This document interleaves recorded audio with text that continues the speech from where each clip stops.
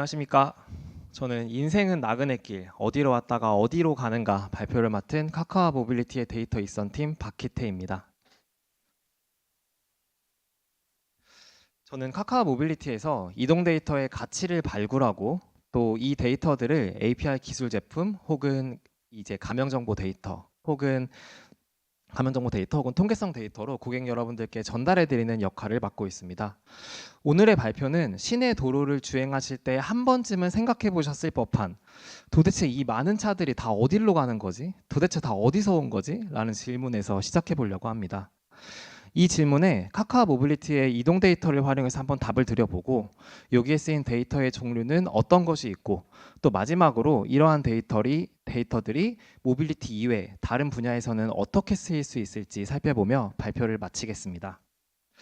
첫 번째로 저희 모빌리티 위키의 대상지가 되는 곳은 바로 양재 IC입니다. 저도 판교에서 근무를 하면서 서울로 외근을 올 때마다 꼭 지나는 곳이 바로 이 양재 IC인데요. 출퇴근 시간에는 물론이고 평일 낮 시간에도 그렇고 언제나 항상 붐비는 곳이 바로 이 구간입니다. 이 출근 시간에 양재 IC를 지난 차량들이 도대체 어디서 와서 어디를 가는 거지? 하고 이 궤적들을 쭉 살펴보니까요. 서울, 대전, 대구는 물론 대구, 부산까지 정말 전국을 다 커버하고 있습니다. 이 바다를 건너서 갈 수 없는 제주도만 빼고요. 정말 전국에서 몰려오는 곳이 바로 양재 IC였고요.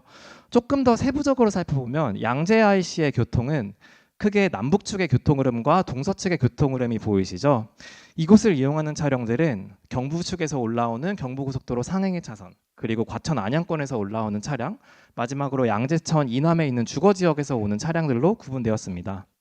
이 경부 본선을 따라서 경부 측에서 올라오는 차량들이 존재하는 가운데 양재대로를 따라서 안양 과천권의 차량, 그리고 양재천 이남의 도로의 경우 헐릉로, 그리고 양재대로를 따라서 올라오며 양재 IC에서 집결해서 대혼란을 만들고 있는 상황이었고요. 그렇다 보니 이 세 개의 세력이 만나는 양재 IC에서 서초 IC까지의 구간이 전체 도로 링크 ID 중에 가장 많은 교통량을 기록하고 있었습니다. 이러한 교통 흐름은 한남 IC까지 이어집니다. 물론 양재 IC 이후 반포, 서초 IC가 있기는 하지만 많은 차량들이 한남 IC까지 북상한 후 올림픽대로 김포 방향 혹은 이 한남대교 강북 방향으로 진출하며 교통량이 분산하는 모습이었습니다. 흥미로운 사실을 한 가지 좀 밝혀보면 양재 IC와 연접해 있더라도 서울 동쪽 지역에서의 양재 IC 이용은 저조했다는 겁니다. 출근 시간대 이야기인데요. 송파, 강동, 광진 권역에서의 양재 IC 이용은 좀 저조했습니다. 왜 그런가 하고 살펴보면 사실 이 서울 동부에서 양재 IC를 지나는 방향은 결국 과천 안양 혹은 경부 쪽으로 가는 방향일 텐데요.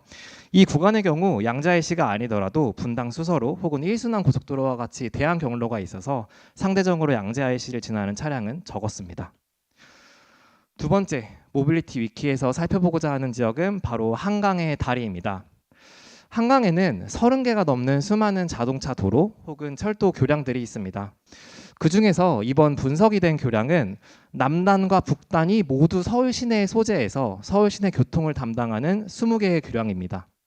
이 20개 교량들에 대해서 각각의 이제 남북 방향별 통행량을 좀 살펴봤는데요. 막대 그래프가 있습니다.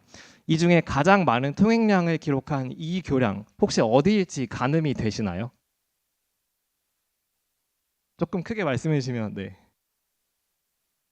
정확하십니다. 가장 많은 통행량을 기록한 교량은 바로 한남대교였습니다. 왕복 12차선으로 세계에서도 유례 없이 넓은 도로고 또 그만큼 많은 교통량을 자랑하며 이제 중심성을 자랑하는 교량이기도 합니다. 이 한남대교를 이용하는 이 차량들이 도대체 어디서 와서 어디를 가는지 살펴보면요. 강남 그리고 송파구에서 강북 전 지역을 커버하고 있었고 마찬가지로 강북 전 지역에서 강남 송파구로 갈 때 주요 길목으로 이용되는 도로가 바로 이 한남대교였습니다. 또 이 한남대교의 특징적인 이 통행 패턴을 살펴보면요. 한남대교와 연접해 있더라도 동작 서초구의 이용은 좀 저조했다는 겁니다. 사실 생각을 해보면 한남대교는 보통 사대문 안 도심으로 가는 차량들의 통행이 많은데 동작 서초구의 경우 반포대교 혹은 동작대교와 같이 대한 경로들이 많이 있기 때문에 아무래도 한남대교의 의존성은 좀 저조했던 것으로 확인합니다. 또 이 도로의 통행 방향별로 이 이 통행 방향별로 통행량을 봤을 때 한 가지 또 특징적인 면도 관찰되는데요. 흔히 서울의 3대 도심을 CBD, YBD, GBD, 그러니까 사대문안 도심과 강남 업무지구 그리고 여의도 업무지구라고 하죠. 이 중에서도 규모 면에서 1, 2위를 앞다투는 게 바로 사대문 업무지구와 강남 업무지구인데요. 각 교량별로 이 업무지구로 향하는 방향의 통행이 조금 더 많았습니다. 그러니까 이제 마포대교에서 이제 반포대교 잠수교까지 이 사대문 안 도심으로 들어가는 교량의 경우에는 강북 방향 교량 이용이 더 많았고, 강남으로 이어지는 이 동호대교에서 청담대교까지는 강남 방향 차량이 많았습니다. 그러면 강남과 사대문 안을 잇는 한남대교는 어떨까요? 한남대교는 강남 방향의 이동이 조금 더 많았습니다. 통행 속도를 한번 살펴볼까요? 각 교량별 통행 방향별 평균 속도를 봤을 때 동작대교 남단으로 향하는 평균 시속이 78km로 가장 빨랐고요. 잠수교 남단으로 향하는 차량들의 평균 시속이 22km로 가장 느렸습니다. 그리고 추가적으로 이 교량 중에서 가장 느린 교량들이 뭐지? 라고 봤을 때 하위 4개 교량이 바로 이 한강, 반포, 잠수, 성수대교였는데요. 4개 교량의 공통점이 발견되시나요? 이 보시는 것처럼 유턴 신호등, 횡단보도 신호등처럼 교량 중간 혹은 끝에 이 유턴하는 곳이나 횡단보도나 신호등 같은 교통시설들이 있었습니다. 이러한 교통시설들이 이 교량들의 평균 통행 속도를 낮추는 요인으로 작용하고 있었습니다. 다음으로 각 교량별로 이 교량을 지난 차량들이 어디로 많이 갔는지에 대해 살펴봤습니다. 이 목적지들을 이제 목적지 카테고리에 따라 봤는데요. 대부분이 뭐 아파트, 빌딩 해서 저희가 많이 가는 주거지 그리고 직장과의 이동이었습니다. 그 중에서도 좀 의미 있는 몇 가지 이제 카테고리들이 보이는데 조금 더 파고 들어가서 POI, Point of Interest, 각 장소별로 살펴보겠습니다. 한강에 있는 분석 대상이 되는 20개의 다리를 서쪽에 있는 가양대교부터 이제 동쪽에 있는 대교까지 각 교량을 건너서 사람들이 어떤 장소를 목적지로 가장 많이 찍고 갔는지 1, 2, 3위를 구분한 겁니다. 이 서쪽에 있는 가양대교, 반포대교까지의 이제 결과물이고요. 그 뒤로 동쪽으로 있는 잠수교에서 광진교까지의 결과물입니다. 이 POI 장소들의 구분이 좀 다양하게 분포하는데요. 특징적인 걸 살펴보면 먼저 잠수교가 있습니다. 잠수교는 분석 대상이 되는 20개의 다리 중에 유일하게 공원 POI에 대한 방문이 이제 가장 많은 교량이었고요. 뭐 알고 계신 것처럼 잠수교는 이제 반포 한강공원으로의 접근성이 용이하기 때문에 상당히 공원 여가시설로의 목적 이동이 뚜렷이 나타나는 교량이었습니다. 또 이 POI를 기준으로 봤을 때 집객력을 좀 알 수도 있었는데, 먼저 첫 번째로 이 거리에 관한 겁니다. 보통 이 POI별 도착지를 보셨을 때 아시는 것처럼 대부분 이 강 건너서 있는 POI들이 대부분입니다. 근데 특이하게 강이랑 되게 먼데도 이 다리를 지나서 도착지로 가는 장소들이 있었습니다. 대표적인 게 바로 이 가양대교 남단에서 북단으로 건너서 가시는 도착지 2위 스타필드 고양이였고요. 가양대교를 건너서도 17.3km, 20분을 더 가서 가야지만 목적지 2위를 차지한 곳이었고, 마찬가지로 성산대교의 경우 남단 방향으로 고려대학교 구로병원 이 3위의 목적지를 차지했는데, 사실 다리를 건너서도 18분을 더 가야 됨에도 불구하고 이 교량을 건너신 분들 중 이제 많은 분들께서 고려대학교 구로병원을 찾고 계셨습니다. 다음으로 이제 경쟁시설과의 좀 경쟁력을 한번 살펴볼까요? 이번에 사례가 된 건 바로 신촌에 있는 세브란스 병원입니다. 성산대교, 양화대교, 서광대교 이 3개의 다리에서 주요 목적지로 세브란스 병원이 등장합니다. 이 성산, 양화, 서광대교의 경우 서울의 서남권과 서북부를 잇는데, 사실 서남권에도 여러 개의 병원이 있습니다. 근데 그럼에도 불구하고 이곳에 계신 시민분들이 이 신촌의 세브란스 병원을 찾으신다는 게 그만큼 이제 다른 경쟁 시설 대비 세브란스 병원이 경쟁력이 있다라는 것을 좀 볼 수 있는 지표라고 생각했습니다. 또 마지막으로 POI를 기준으로 살펴보면 이 상권의 배후지 또한 알 수 있습니다. 용산 아이파크몰 사례가 인상적이었는데요. 대부분의 경우 이 교량을 건넌 이후에 목적지의 분포는 교량과 맞닿은 곳 근처입니다. 뭐 용산이면 용산, 뭐 반포면 반포. 근데 특이하게 아이파크몰 용산점의 경우 이 아이파크몰 용산 방향으로 직접 이어지지 않는 반포대교에서도 주요 목적지로 등장합니다. 사실 강남권에도 많은 이 유통 여가 시설이 있음에도 불구하고 강남권에 있는 주민들도 대부분 이 많은 분들께서 아이파크몰 용산점을 찾으셔서 강남권 방향으로도 넓은 배후 수요를 갖고 있다라고 저희는 이해했습니다. 모빌리티 위키 마지막 분석 대상이 되는 곳이 바로 남산 1호 터널입니다. 남산 1호 터널은 특이하게 이 돈을 내고 지나야 하는 터널입니다. 뭐 강남에서 강북 방향으로 평일 오전 7시에서 밤 9시까지 이 차량에 대해서 통행료금 2,000원을 매긴다고 하는데요. 그럼 도대체 누가 굳이 2,000원씩 내면서 이 터널을 타고 다니는 걸까? 이분들은 어디서 출발해서 어디를 가는 걸까를 좀 분석해 봤습니다. 물론 면제 조건이 있긴 한데 면제 조건에 대한 고려는 하지 못한 결과물로 이해해 주시면 됩니다. 이 통행료를 내는 시간대, 이 남산 1호 터널을 통과하시는 분들의 주요 출발지의 분포인데요. 많은 분들이 이 강남대로와 코엑스 한남 등 이 강남구 그리고 한남동에서 출발하시는 모습이었고요. 이분들은 대부분 이분들은 대부분 1호 터널을 지나서 이제 강북 방향으로 진출하신 이후 도심으로 많이 이동하시는 모습이었습니다. 그리고 일부는 신촌 방향으로도 진출하시는 모습이었습니다. 물론 해당 구간을 이용한 모든 분들이 이 남산 1호 터널을 이용하는 건 아닙니다. 해당 구간을 이용한 이 분들의 경로를 비교해 봤을 때 남산 1호 터널을 이용하는 분들이 반, 그리고 소월길, 남산 따라 둘러가는 길이죠. 이 소월길 등 대한 경로를 이용하는 분들이 절반이었습니다. 그러니까 혼잡 통행료 2,000원을 내지 않고 대한 경로를 선택하는 분들도 이 1호 터널을 이용한 분들보다는 적지만 유의미하게 있었다는 내용이었습니다. 지금까지 카카오 모빌리티의 이동 데이터를 활용해서 일상에서 흥미가 있었던 몇 가지 사실들에 대해서 좀 데이터를 좀 살펴봤는데요. 여기에 쓰인 이동 데이터는 어떤 게 있을까요? 살펴보면 결국 이 카카오 모빌리티의 이동 데이터는 공간, 시간, 그리고 수단에 대한 데이터입니다. 당연히 이동이라 함은 출발지와 목적지가 있을 것입니다. 그래서 이 출발하고 목적하시는 장소 혹은 지역에 대한 데이터가 있을 것이고 어떤 지역에서 출발하면 어떤 지역을 많이 가신다 하더라는 이제 구간에 대한 내용이 있을 겁니다. 또 당연히 출발하시고 도착하시는 때에는 이 시간이 있겠죠. 그리고 마지막으로 각각의 이동에 대해서 이분들이 내비게이션을 통해 자가용으로 이동하셨는지 혹은 택시를 통해 이동하셨는지 하는 이 수단에 대한 축까지 고려할 수 있습니다. 여기 계신 분들은 데이터의 가치를 또 잘 이해해 봐 주시고 또 각각 종사하고 계시는 업권에 이 데이터를 쓰시고자 하는 분들이라 생각하여 이 이동 데이터가 도대체 어디에 쓰일 수 있을까 좀 활용 사례를 고민해 봤습니다. 크게 마케팅과 점포 개발 그리고 정책 결정 세 가지 유즈 케이스를 가져와 봤습니다. 먼저 마케팅의 관점에서 살펴볼까요? 여러분이 만약 대형 병원의 마케팅을 담당하는 마케팅 담당자라면 어떤 교량 인근에 있는 대형 전광판에 우리 병원을 홍보하고 싶으실까요? 아까 교량별 주요 목적지로 많이 지정되었던 POI 순위표를 가져와 봤는데 이 병원으로의 이동이 많았던 이 성산대교 북에서 남단 방향이 될 수 있겠죠. 또 이번에는 여러분이 수도권 동부 지역에 이 유통시설을 오픈하려고 하는 유통시설의 마케터라고 한번 생각해 보겠습니다. 우리 새롭게 오픈하는 쇼핑몰을 홍보한다고 하면 어떤 교량이 가장 효율적일까요? 네, 저희의 이동 데이터, POI 데이터를 기준으로는 이 유통, 쇼핑 시설로의 이동이 많았던 천호대교 북에서 남단 방향 인근의 전광판을 활용할 수 있을 거란 생각이 들었습니다.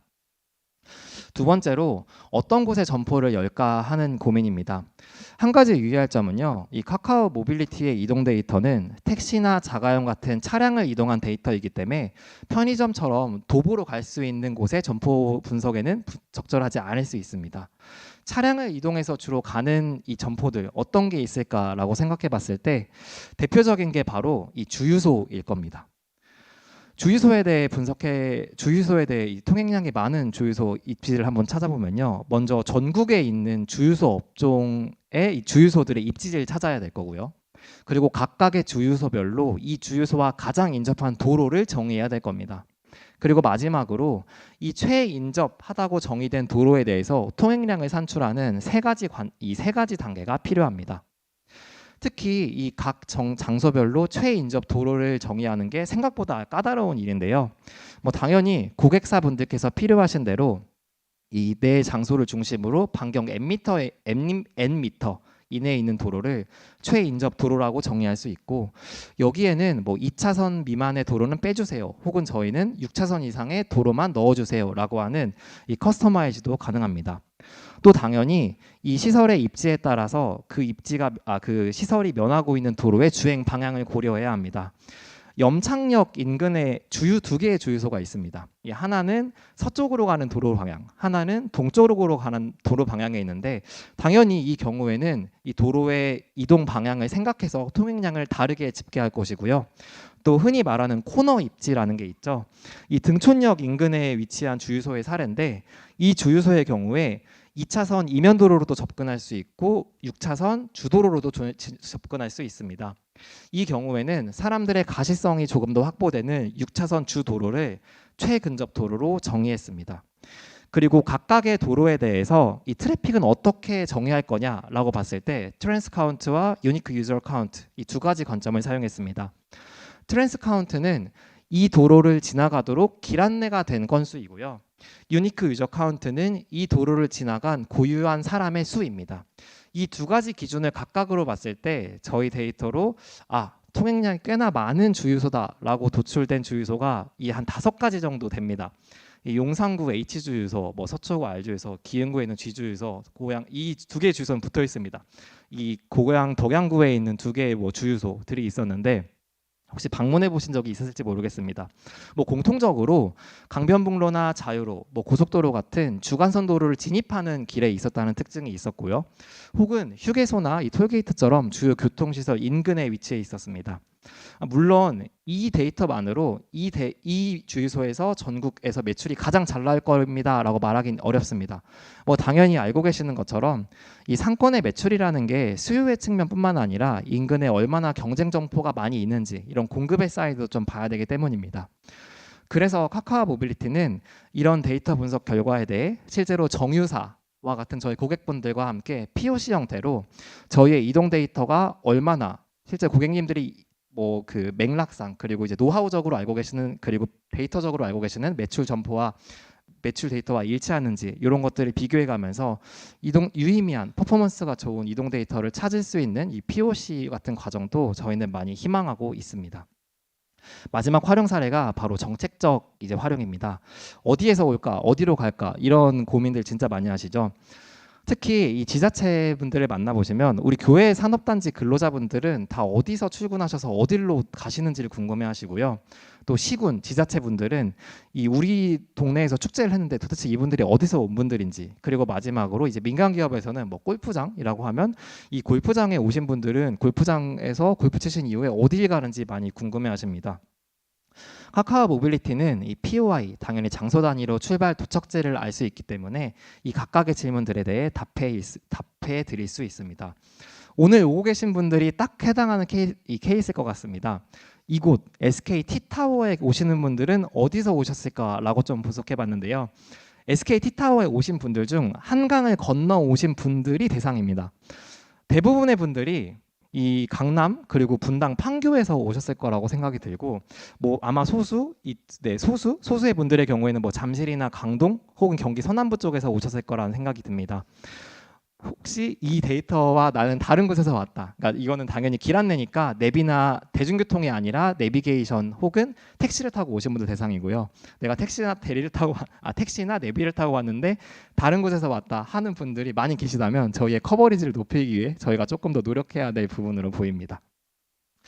네, 오늘 발표에서 저희 이동 데이터를 활용해서 흥미로운 사실들에 대한 팩트를 좀 체크해봤고 저희 데이터는 시간, 공간 그리고 수단에 대한 데이터라는 점 소개해드렸습니다. 마지막으로 저희 이동 이외에 다른 분야에서 저희 데이터가 쓰일 수 있는 이 가능성에 대해서 살펴봤는데요. 오늘 소개해드린 분석 사례 이외에도 이 카카오 모빌리티의 데이터는 일상을 담은 데이터라고 소개해드리고 있습니다. 카카오 T앱에 보시면 오늘 저희가 집중적으로 소개해드렸던 길 안내 데이터 이외에도 카카오 바이크, 주차, 세차와 같은 다양한 서비스들이 있습니다.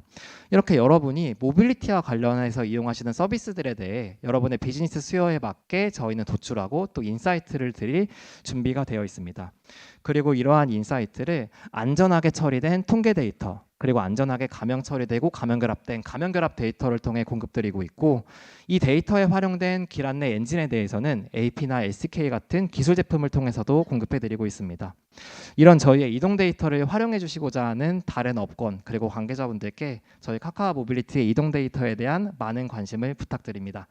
경청해 주셔서 감사합니다.